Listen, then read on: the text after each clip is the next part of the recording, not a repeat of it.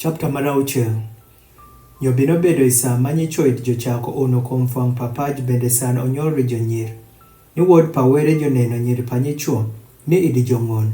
Nyo jolimo bongo kinyiri no je ma idi jotieko yiero. Nyowere owacho jo paran kila kisao luenyo gi nyach ropir go bende obedo reng. To ford ndelo pere je la bedo oro 120. Ido nitie jo amb ipaj indelo no. Nyo bende sano gino tieko rumo. Isa ma wuod pawere it jobino iye bong nyiri panyichuo. Nyo jonyuolo nyithindo rijo jino wuon amolokere nyichuo manun mowuok chon nyichuo manigi jil. Nyowere oneno ni kako panyach ido nigi lom ipaj kod ni kis sop pa paro pa chuny pere ido medere iresho kende. Nyo gino ochacho jat ni go timo nyach kuom paj bende gino okeyo go chuny pere. Nyo jato wacho ala nyeko nyach matieko fieno okifuang' papaj ama nyach kod ogwang' kod gimadhomo kod winyo matie koi. Ropira nigi chach ni atimo jo. To Nua amonuang'o nom i wang' pajat. Me arime pa Nua ido bedo nyach jarei bende obedo janyuer i rime pere. Bende Nua otho gi were. Nyo Nua onyuolo wuod adek, Shem, Ham kod Jafeth. Nyo paj ido nigi kwem i wang' were bende paj ido tieko pong' gi nueny. Nyo were ong'iyo kuom paj, nyo neni ido nigi kwem, ropir reng je ido tieko kwem odhoyo pere kuom paj. Nyo were owacho ri Nua, choe pa reng je nyaka obino i wang' an. Ropir paj opong' gi nueny i ji. Nyo neni akidho nyieko jogi paj. Timi opuok yien gofa. Ila timo kisika yo bende ila umo iye kod wuoko gi bende me anosh mere ma ila timo. Boro pa opla bedo chubatha 300. Kuf mere la bedo chubatha 50. Nyojulo mere la bedo chubatha 30. Ila timo disari o bende i chubatha chela ma ila chow malo. Bende ila kito thigo pa op i dien mere sano nigi got. Ma piny marario kod maradeka ma ila timo. Bende neni an wuon an akidho kelo foth papi kuom paj. Onyeki reng je kamie nitie yue. Manigi kuowuok i yu piny pau. Kis gimoro matie ipaj latho.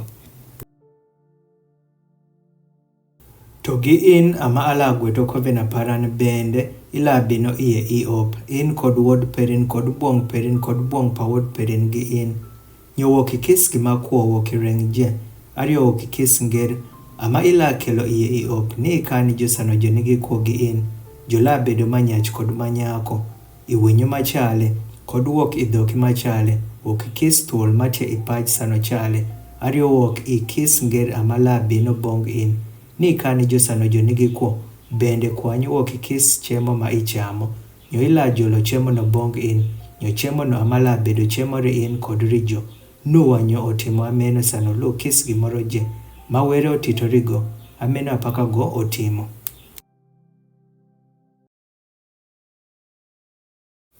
Chapter mar 7. Nyo jato wacho bong Nua, biye iye i op, in kod jije matie i ot perin ropir in ama aneno sano inigi ujo wang' an irimme. Okikiso gwang' molony, ila tero bong in ogwang' 7, manyach kod manyako mere, nyowoke ogwang' makolony ila tero ogwang' 2. Manyach kod manyako mere, nyowoke winyo maporo ikoyo ila tero winyo 7, manyach kod manyako. Ni kani dis sano kuom fuang' papaji je. Ropire nitie ndelo 7, nyola timo kotho podhi kuom paj ndelo 40 kod wuori 40. Bende kis gima kuom matieko timo. Ala nyeko wuok i fuang' papaj. Nyonuo tima meno sano lo kis gimoro je. Majato titorigo. Nyonuo ido nigi oro 600. Isa mafoth pio podho kuom paj. Nyonuo okadho iye kod wuod pere kod buong pa wuod pere gigo. Iye i op ropipa foth. Woki ogwang'e molony kod woki ogwang'e makolony kod woki winyo kod woki kis gimadhomo kuom paj. Ogwang'e no kadho iye 2 gi 2 bong Nua iye i op manyach kod manyako paka were otitori Nua. Nyo bino bedo sano otiek ndelo 7 ni pipa foth bino kuom paj. I oro ma 600 pa kuopa Nua i dwe mar 2 i ndelo mar 17 pa dwe. I ndelo no wuon ama mip je malom i bopo ture. Nyo disa papa oyawere. Nyo kothi dotie kuom paj ndelo 40 kod wuori 40.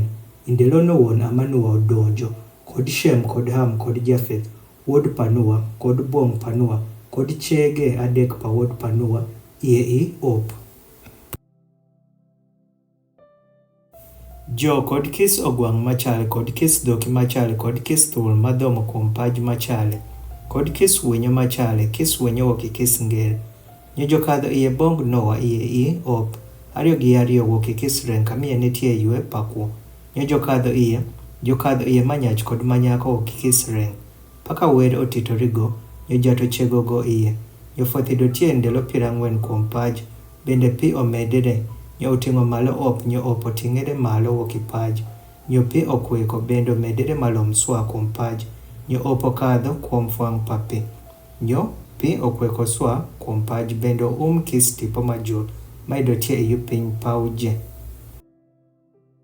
Chobatha 15 yo malo ama pi okweko bende tibe bende kis Ren mawuotho kuom paj otho ama wuoki winyo kod wuoki dhogi kod wuoki ogwang' kod wuoki kis thuol madhomo kuom paj kod kis nyach.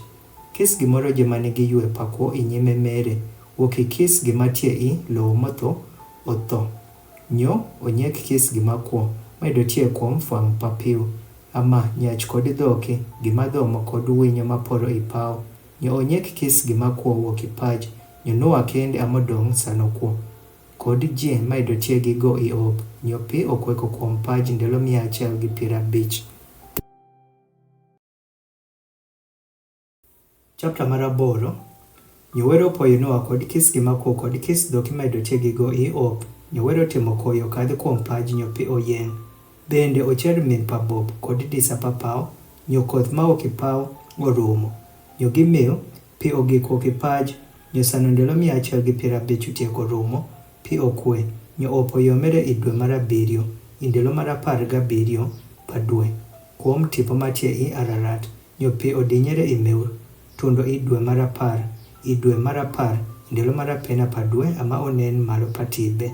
Nyo obino bedo sano ndelo 40 otieko rumo ni Noa oyawo disa pa Op maidogo otimo. Nyogo odhiro nyoro mokadho oko kod duoko tundo i sama pi othuo wuok paj. Bende go odhiro nyod wuok go oneni ka pi idotieko kwe wuok fwang' pa piu. To nyod konwang'o kayomore kat pa tien mere. Nyogo oduoko bongo iye i Op. Ropir pi idotieko fwang' pa paj je. Nyogo oketho wuoko chieng' pere. Nyo limo go bende oywayo go iye bongo i Op. Nyogo okuro fod ndelo 7 man. Nyoro man go odhiro nyod i wuoko pa Op. Nyod obino iye bongo iye othieno. Nyo neni idhoke mere idonitie boke patiot mogam wuoko. Onyo no ong'eyo ni pi idokwe wuok paj. Nyo okuro fod ndelo 7. Nyo odhiro nyod mako gik roman bongo saman. Nyo bino bedo e oro ma 601 dwe mar apena ndelo mar apena pa dwe. Pi othuo wuok paj. Nyo Noa olonyo gima umo Op. Nyo ong'iyo. Nyo neni fwang' pa piu id othuo. I dwe mar 2 ndelo ma 27 pa dwe ama paj othuo. Nyowere oluwo bong Noa sano wacho. Kadhi wuok i Op. In kod buong Perin kod wuod Perin kod buong pa wuod Perin gi in. Keli wuoko gi in kis gimakuo matie gi in. Wuoki Ren je ama wuoki winyo kod wuoki dhoki kod wuoki kis thuol madhomo kuom paj. Ni jonyuoli kweth i paj bende joyoni bende jooni kuom paj. Nyo Noa okadho wuoko kod wuod pere kod buong pere kod buong pa wuod pere gigo. Nyo Noa ogeto kamim Rijat. Bende otero wuoki kis ogwang' molony kod wuoki kis winyo molony. Nyo omimo amiya mowang' kuom kamim. Nyo jat ong'weyo dob mamit. Nyo jat owacho chuny pere aklaro man wanko piu saman ronyach ropir sopa chunye pere obedo resho wuoki menj pere. Akla kada roman neko saman kis gimakuo paka atieko timo. Sano paj odong' gi mekila rumo. Sadis kod sasag kod ng'ich gi lieth kod zech gi zich kod diocheng' gi wori. Chapter mar 4. Nyowere omiyo slwany bong Noa kod wuod pere bende wacho bongo jo. Yoni bende oni bende pomi paj. Bende luoro in kod luopo in la bedo kuom kis ogwang' matie paj. kod kuom kis winyo maporo ikoi, kuom kis gimoro je mawuotho kuom paj, kod kuom rech je matie iyo pi iching perin ama omiyi kis gimoro je. Kis gimawuotho makuo labedo ring'o perin wuon paka atieko miyo win yeth manyaboke, ameno apaka amiyo win kis gimoro je. To reng manigi kuo mere meno remo mere ikla chamo. Bende adieri remo mowin pa kuo mowin ama ala midho. Wuok i ching pa kis ogwang' ama ala midho remo no. Kod wuok i ching pa nyach. Wuok i ching pa omin pa kis nyach ama ala midho kuo pa nyach. Kis dhano ma oyo remo pa nyach. Nyach man la oyo remo pere. Ropir ipicha pa were ama go otimo nyach. Nyo in yoni bende uni. Nyori kwethi ji ipaj bende uni iye. Bende were oluwo bong Noah kod bong wuod pere gigo sano wacho. Nyo an neni nyaka agweto kovena paran gi win kod bende gi dis mowin malalu win kod bende gi kis gima kuo matie gi win. Wuok i winyo wuok i dhoki kod wuok kis ogwang' matie i paj gi win. Wuok kis gimoro je makadho wuok i op. Bong kis ogwang' matie i paj. Bende ala gweto kovena paran gi win. Ongo kada ni saman je ilatho moko reng je matie i paj gi pi pa foth. Ongo kada bedo saman foth malanyieko paj. Bende were owacho, me akin pa kovena manyaka atimo i dier an kod win. Kod kis gimako matie gi win. Rorime makiromi. Nyaka akito thur parani kota. Jo amala bedo rokin pa kovena i dier an kod paj. Nyo labi no bedo sana tieko kelo kota kuom paj. Ni ila neno thur ikota. Nyo ala poyo kovena paran. Matie i dier an kod win kod kis gimakuo i reng je. Bende pi kila saman lokere fotho nyeki reng je. Nyo thur ila bedo ikota. Nyo ala ng'iyo kuome ni anyal poyo kovena masaje i dier were kod kis gimakuo i reng je matie kuom paj. Bende were owacho bong Noah. Me akin pa kovena ma atieko gweto i dier an kod reng je matie kuom paj. Nyo wuod pa Noah mokadho wuok i op. Jobedo Shem kod Ham kod Jafeth. Nyo Ham aba pa Kanan. Me awuod adek pa Noah. Nyo wuok jo ama paj je omorere. Nyo Noah chako bedo jafuk. Nyo go opidho kafuv. Nyo go omedho wuok i meth. Nyo omero. Nyo idogo ko umere i dar pere. Nyo Ham ba Kanan oneno kinyoro pa bamere. Nyo owachori jomin perario maidotie wuoko. Nyo Shem kod Jafeth jotero nanda. Nyo joketho nanda no kuom pa jojario. Nyo jokadho yuchen. Nyo jo umo kinyoro pa bajo. Bende fuang' pa jo idong'iyo i yuchen. Bende jokoneno kinyoro pa bajo. Nyo Noah ochewo wuok i meth pere. Bende ong'eyo gima wuod pere mathino timo bongo. Nyogo owacho, wang' bedi kuom Kanan, jatich die jotich amagola bedo bongo min pere. Bende go owacho sulwanyo bedi bong jat were pa Shem, bende Kanan da bedo jatich pere. Were la kuoto Jafeth bende gola bedo idar pa Shem, bende Kanan la bedo jatich pere. Nyo Noah sano fotho tieko rumo, obedo oro 350. Nyondelo je pa Noah obedo oro 450 nyogo otho.